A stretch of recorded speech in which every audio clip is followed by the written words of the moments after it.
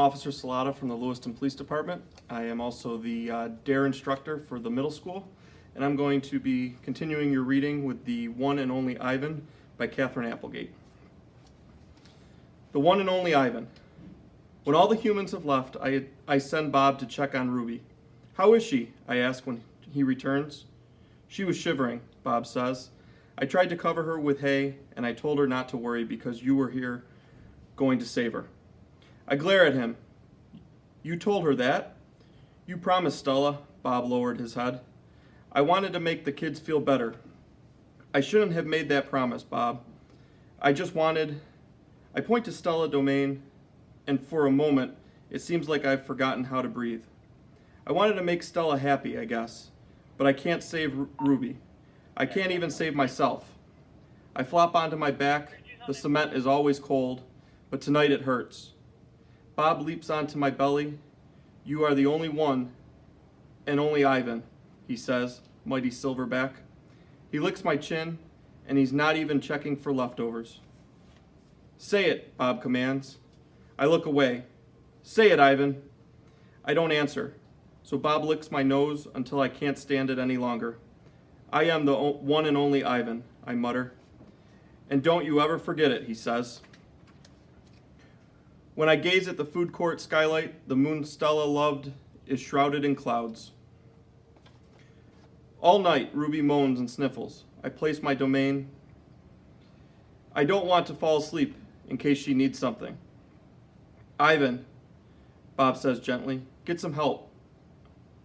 Please, for your sake and for mine. But can't sleep unless he is on my stomach. I hear a stirring. Ivan, Ruby calls. I rush to my window. Ruby, are you all right? I miss Aunt Stella, Ruby sobs. And I miss my mom and my sister and my aunt and my cousins too. I know, I say, because all I can think of. Ruby sniffles. I can't sleep. Do you know any stories? The way Aunt Stella did? Not really, I admit. Stories were Stella's specialty. Tell me a story about when you were little, Ruby pleads. She puts her trunk back between the bars. Please, Ivan? I scratch the back of my head. I don't remember things, Ruby, I admit. It's true, Bob says, trying to be helpful. Ivan has a terrible memory. He's the opposite of an elephant. Ruby lets out a long, shivery breath. Oh well, that's okay. Night, Ivan and Bob. I listen to Ruby's soft sobs for long, horrible minutes. Then I hear myself saying, once upon a time, there was a gorilla named Ivan. And slowly and deliberately, I try to remember. I was born in a place humans call Africa. In a dense rainforest so beautiful, no crayons could ever do it justice. Gorillas don't name their newborns right away, the way humans do. We get to know our babies first. We wait to see hints of what they might yet be.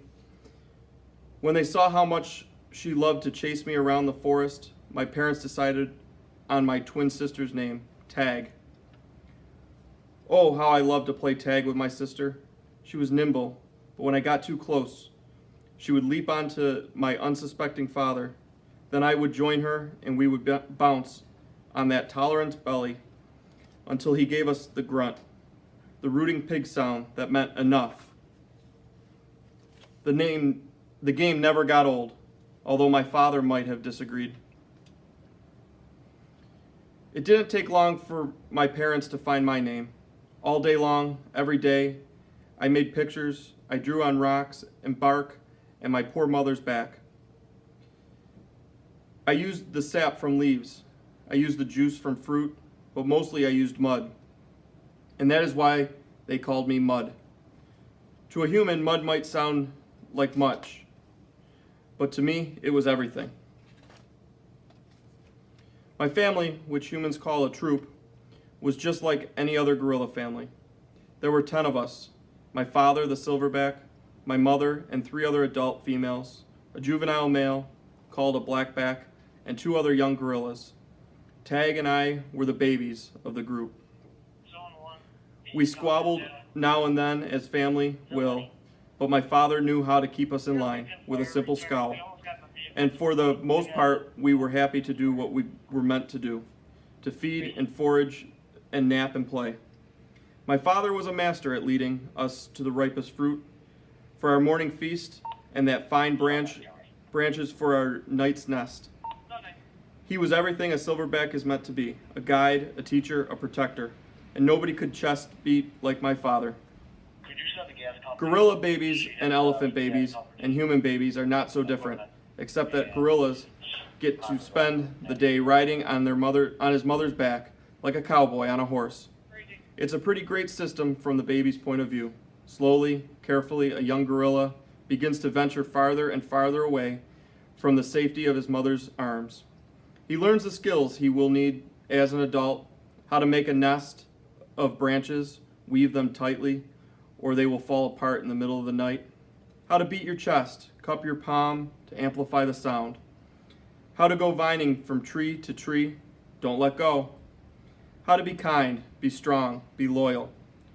Growing up gorilla is just like any other kind of growing up. You make mistakes, you play, you learn, you do it all over again. It was for a while a perfect life. One day, a still day, when the hot air hummed, the humans came. After they captured my sister and me, they put us in a cramped, dark crate that smelled of urine and fear. Somehow, I knew that in order to live, I had to let my old life die, but my sister could not let go of our home. It held her like a vine, stretching across the miles, comforting, straggling. We were still in our crate when she looked at me without seeing, and I knew that the vine had finally snapped. It was Mac who pried open the crate, Mac who bought me, and Mac who raised me like a human baby. I wore diapers, I drank from a bottle, I slept in human beds, sat in human chairs, listened while human words swarmed around me like angry bees. Mac had a wife back then, Helen. Was quick to laugh, but quick to anger too, especially when I broke something, which was often. Here's what I broke while I lived with Mac and Helen. 1 crib, 46 glasses, 7 lamps, 1 couch, 3 shower curtains, 3 shower curtain rods, 1 blender, 1 TV, 1 radio, 3 toes, my own. I broke the blender when I squeezed 3 tubes of toothpaste and a bottle of glue into it. Broke my toes attempting to swing from a lamp fixture on the ceiling. I broke 46 glasses. Well, it turns out there are many ways to break a glass. Every weekend, Mac and Helen took me in their convertible to a fast food restaurant where they ordered me french fries and a strawberry shake. Mac loved to see the expression on the cashier's face when he drove up and said, "Could I have some extra ketchup for my kid?" I went to baseball games, to grocery stores, to a movie theater, even to the circus. They didn't have a gorilla. I rode a little motorbike and blew out candles on a birthday cake. My life as human was a glamorous one, although my parents, traditional sorts, would not have approved. In my new life as a human, I was well tended. I ate lettuce leaves with Thousand Island dressing and caramel apples and popcorn with butter. My belly ballooned. But hunger, like food, comes in many shapes and colors. At night, lying alone in my poo pajamas, I felt hungry for the skilled touch of a grooming friend, for the cheerful grunts of a play fight, for the easy safety of the nearby troop, for aging through shadows. Remember what happened to Tag, I told myself. Don't think about the jungle. Still, sometimes I lay awake wishing for the warmth of another just like me. Sleep in a night nest of tender prayer plant leaves. I like having sips of soda poured into my mouth, like a bubbling waterfall.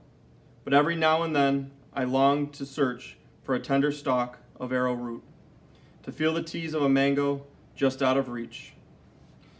I'd like to thank you for the opportunity to read this to you today, and I hope that you take the time to continue reading the book and each chapter as it comes along.